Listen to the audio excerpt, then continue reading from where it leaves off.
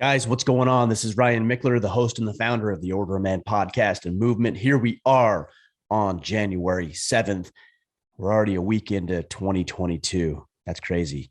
It's gone very quick. I've been traveling.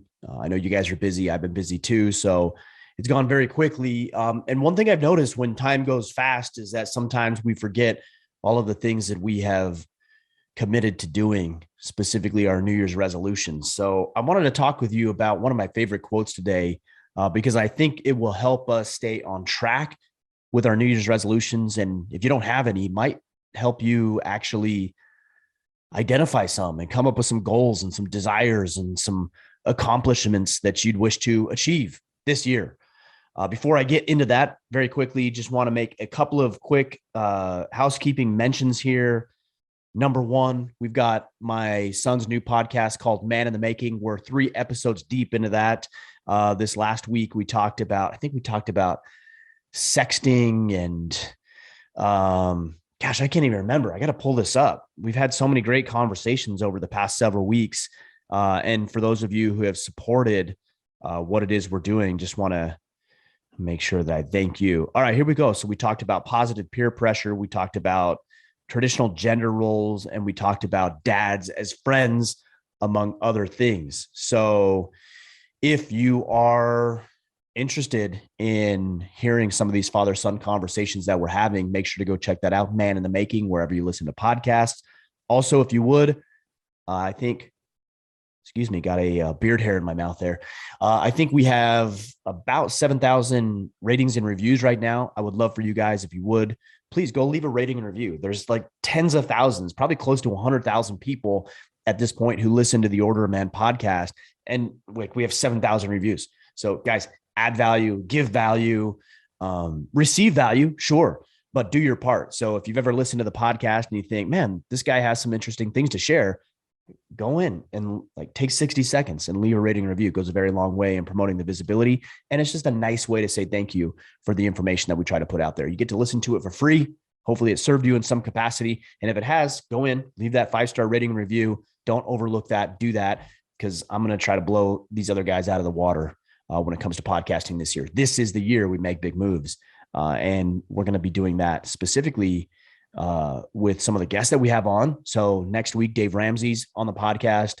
We've got some other phenomenal guests lined up. So make sure you leave those ratings and reviews. And then the last thing I want to share with you is that on May 28th, we've got a father-son program out here in Maine. We did one last year called Legacy. This one is partnered up with my good friend Bedros Koulian and his team, Ray Cash Care, Steve, Matt, Aaron, a lot of these guys, their cadre, their team. My son and I went to this last year. I believe it was in the summer of last year. And Bedros asked if we could partner up on one. So if you go to squireprogram.com/Ryan, squireprogram.com/Ryan, you can figure out all the details, all the information, frequently asked questions. That's May 28th here in Maine. They've also got one in Southern California and one in Austin. Go to those if those are the ones you can make it to. But if you've ever needed a reason to come to Maine, now you have it. May 28th, squireprogram.com/Ryan. All right, guys, enough of that nonsense. Let's talk about one of my favorite quotes today and something I think will help you get on the path to improving your life. I'm just switching over here because I don't have the quote memorized. I should. It's not very long. This one comes from Aristotle. He says, "We are what we repeatedly do. Excellence then is not an act, but a habit." Again, we are what we repeatedly do. Excellence then is not an act, but a habit. So let's talk about excellence. Let's talk about why it's important. And let's talk about how to be excellent in your life, most excellent in your life. All right, here we go. Number one, I got 5 tips for you today. Number one, perfection is a myth. Excellence, or the desire to be excellent, guys, does not excuse you from doing work that isn't perfect. And sometimes it's not going to be. When I started this podcast 7 years ago now, it wasn't perfect. It isn't the production that it is today. And what it's going to be in the next 2, 3, 4, 5, 10 years is not what it is now. It's going to get better. But perfection is not an excuse not to perform. You can want it to be great. You can want it to be good. In fact, you should. And if you don't want it to be good and be great, then I would question why you're even doing the thing that you're doing. If you're going to do it, be the best.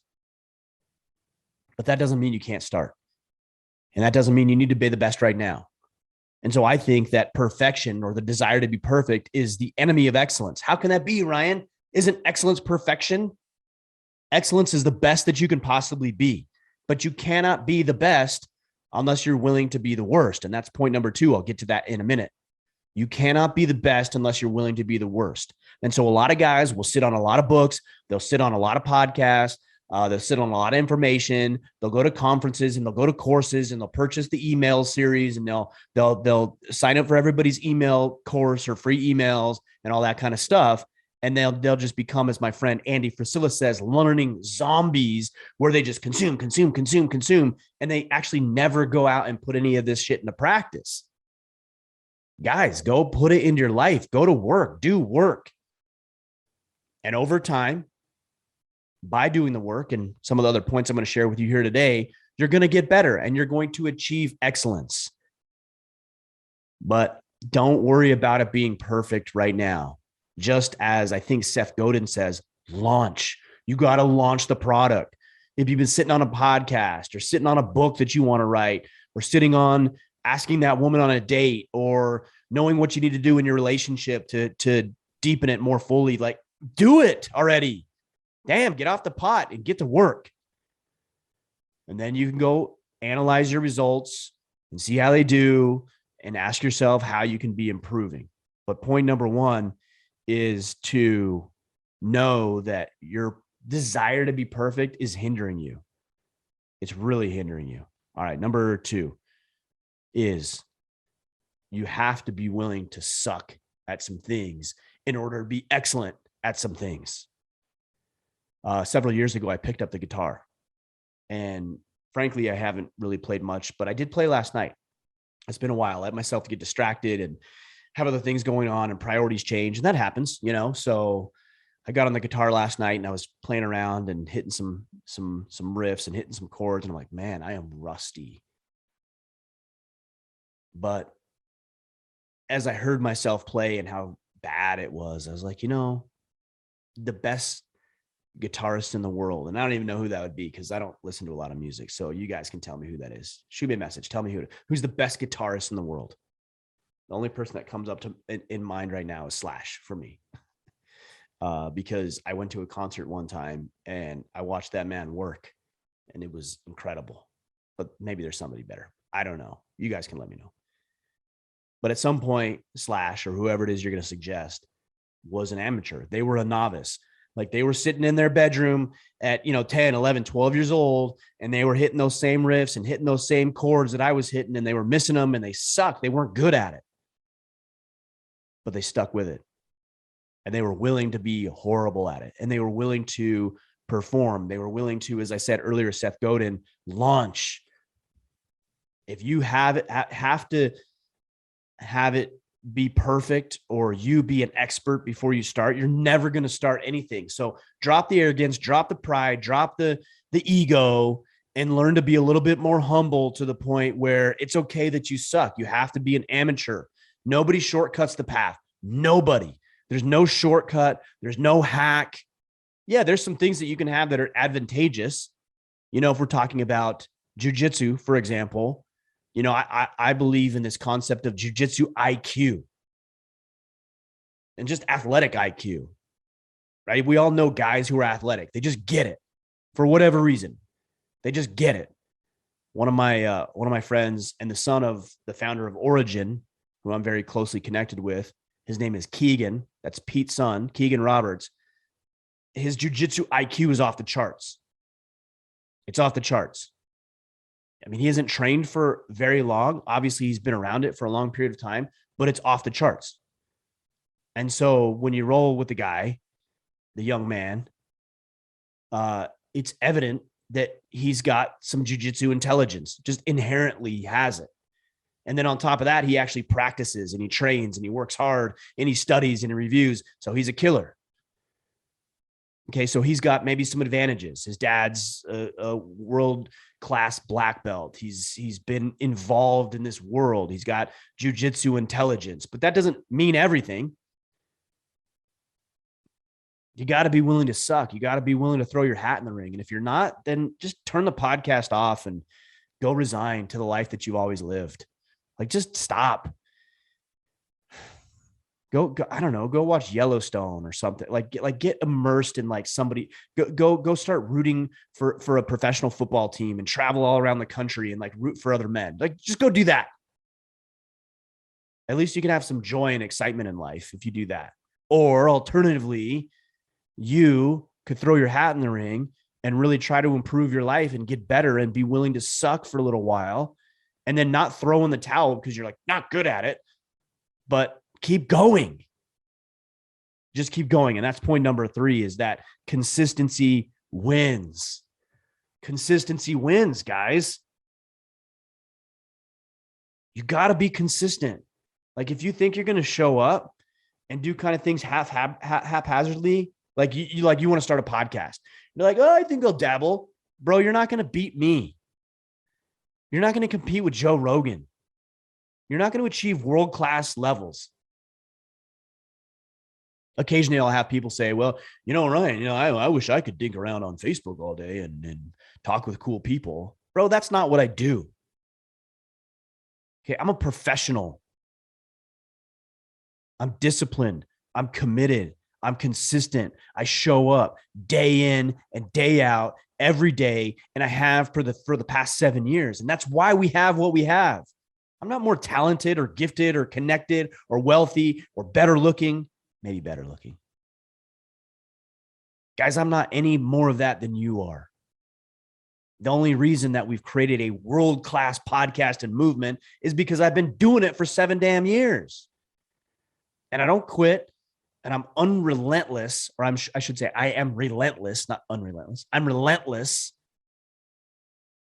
and I'm robotic and monotonous, and I'll be in this game forever. It's kind of like Hannibal says on the A-Team movies, like, you give me whatever he says, you give me 7 days and I'm hard to beat. You give me, 5 years or 2 years and I'm unstoppable. That's me. And that should be you too. Man, you put me in something and you fixate me on that one thing for a year, 2 years, 5 years, 7 years, 10 years. I'm unbeatable. And so are you. There isn't anything miraculous about what we've done here.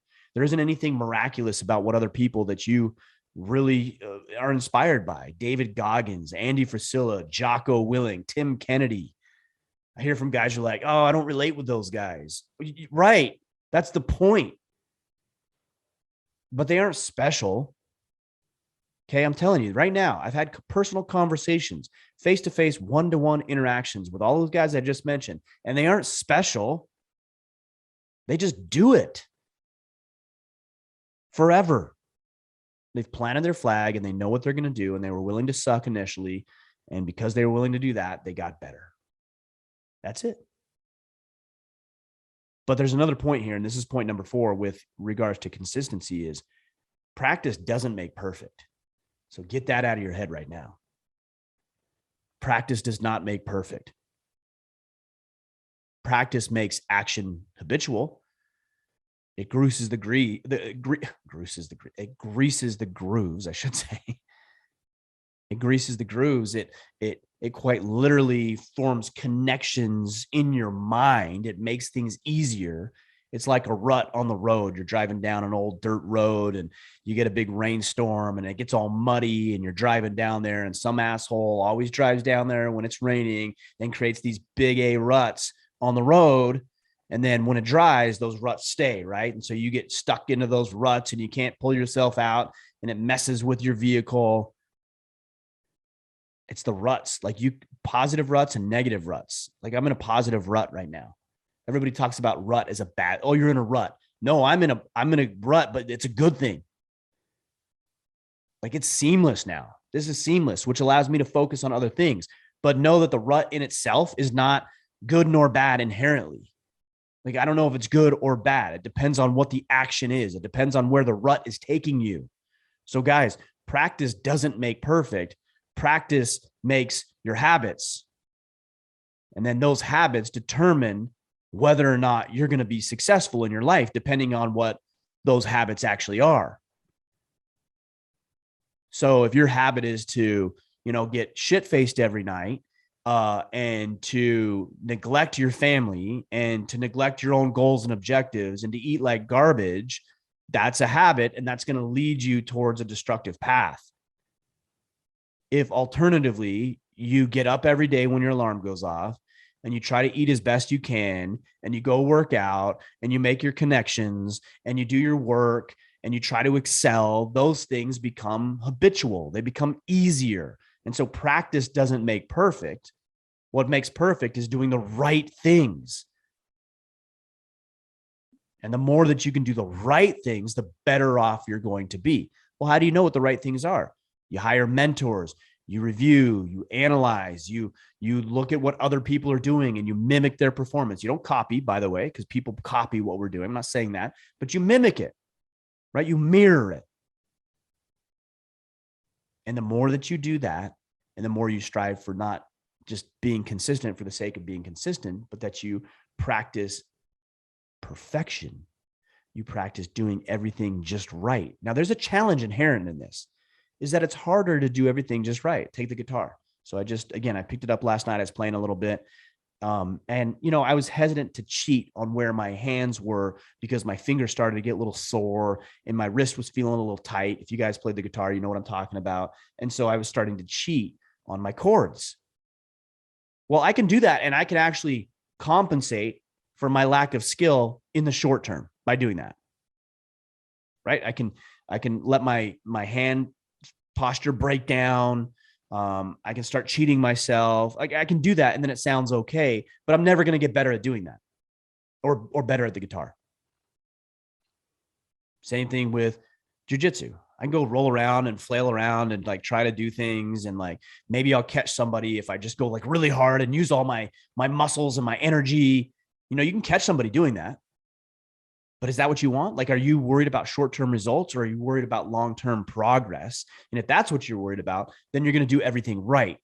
You're going to study. You're going to research. You're going to have your foot in the right place. You're going to have the right grips. You're going to maybe slow the procedure down a little bit to make sure that you get it just right. And you're going to look for the little nuanced factors that maybe generally you would overlook. The challenge is the result takes longer if you do it that way, but it's more sustainable and it's better in the long term. The alternative, you're going to probably see some immediate results, but you aren't ever going to improve. So stop worrying about practice makes perfect and start focusing on clear, deliberate, intentional practice so that you can perfect your craft. And the last point that I want to make here, guys, right now is how you feel about doing something is irrelevant if you've already committed to it. I'll add that caveat. How you feel about doing something that you've already committed to doing is irrelevant. I don't want to wake up in the morning. My wife's sometimes laying there. Sometimes she gets up early, but other times she's laying there. The bed's warm and I'm tired and maybe I'm a little sore. And I'm like, man, I don't want to get up. So what? Get up. Some days I don't want to do a podcast. I'm not interested in getting behind this microphone, and maybe I just got back from a long trip, or maybe I'm a little tired, or maybe I have other things going on. Perhaps I can hear my kids downstairs playing and I'm like, I want to go be with them. I don't want a podcast, and I do it anyways. I don't want to go to jiu-jitsu because I'm sore and I feel like I deserve a break. And I'm tired and I'm in a bad mood. And so I go anyways.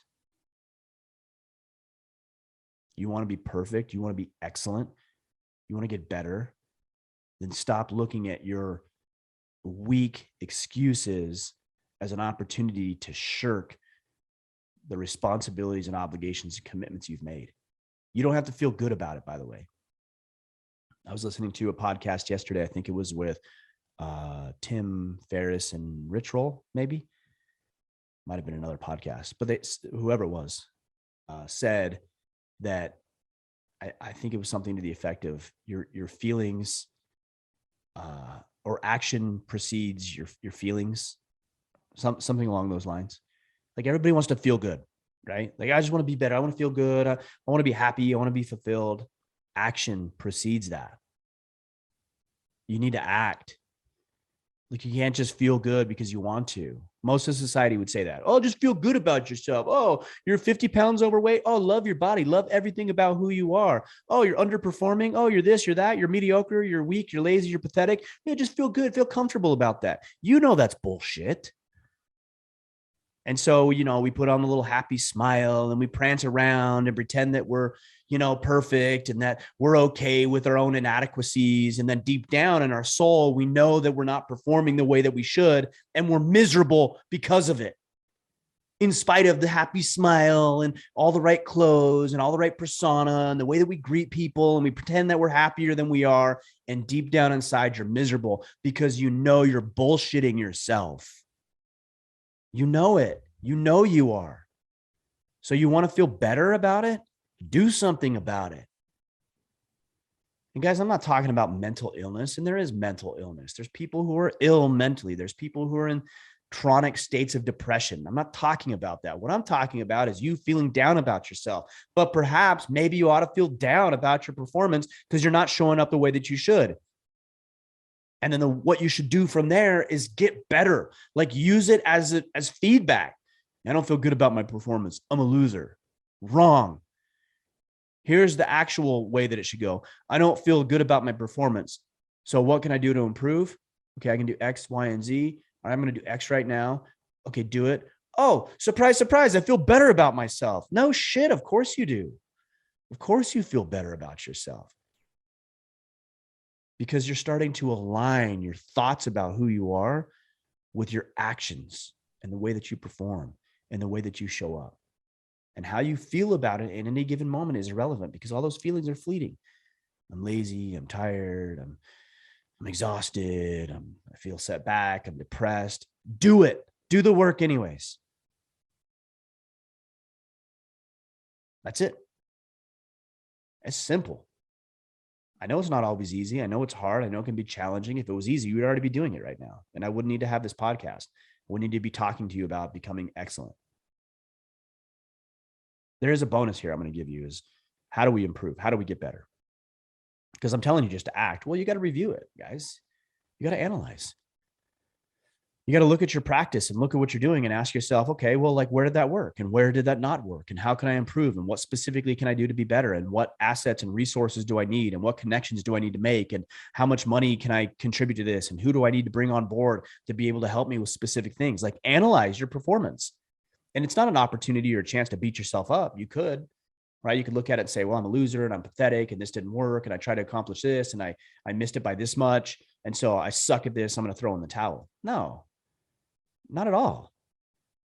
It's just an objective analysis of your performance so you can start to shore up your inadequacies and also double down on your weaknesses. But you have to be willing to review it. We did a meetup in Nashville and one of the guys there came up to me and he said, I've really tried to improve in my life and I've tried to get better and I really couldn't do it. I was unwilling. What he said is he was unwilling to look at his bank account statement because he knew how bad it was, but he didn't want to pull up his bank account statement because he didn't want to make it real, but he did it anyways.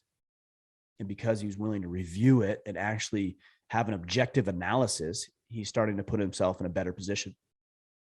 In fact, he told me he's putting $30,000 in the bank now. Going from, hey, you wouldn't pull up the bank account statement to now having 30 grand in his bank account. That's a big deal. And it's because he was willing to do hard work and he was willing to objectively analyze what was working and what wasn't. And it put him on the path to improvement. So let's recap here, guys, and then we'll close things out. Again, the quote is, we are what we repeatedly do. Excellence then is not an act, but a habit. Number one is that perfection is a myth and it's an enemy to your growth. Number two, you have to be willing to suck at a few things in order to get good at them. Number three, your consistency wins. I made a little side note. One of the best baseball players of all time, Cal Ripken Jr., he's got a record for the most consecutive games played, 2,632 games played in a row. Why is he the best? Because he played 2,600 games in a row. Number four, practice does not make perfect. That's incorrect. It has to be the right practice. It has to be deliberate and intentional and actually produce results. Number 5, how you feel about any given scenario or the things that you've committed to is irrelevant. Do it anyways. And number 6, you got to analyze your performance objectively so you can continue to improve. I hope that helps.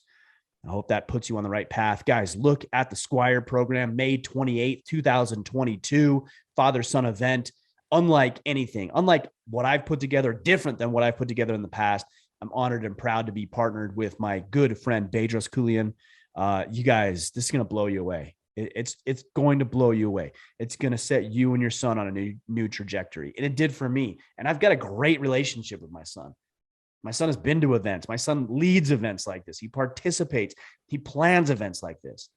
And we went to this event as participants, and it was awesome. May 28th, 2022, squireprogram.com/Ryan, squireprogram.com/Ryan. Get signed up, get registered. You're going to get a phone call. They're going to work you through what you need to know and all the details, and then get your butts here with your son on May 28th to Maine. If you ever needed an excuse, now you have one. May 28th, Squire Program, squireprogram.com/Ryan. All right, guys, that's all I've got.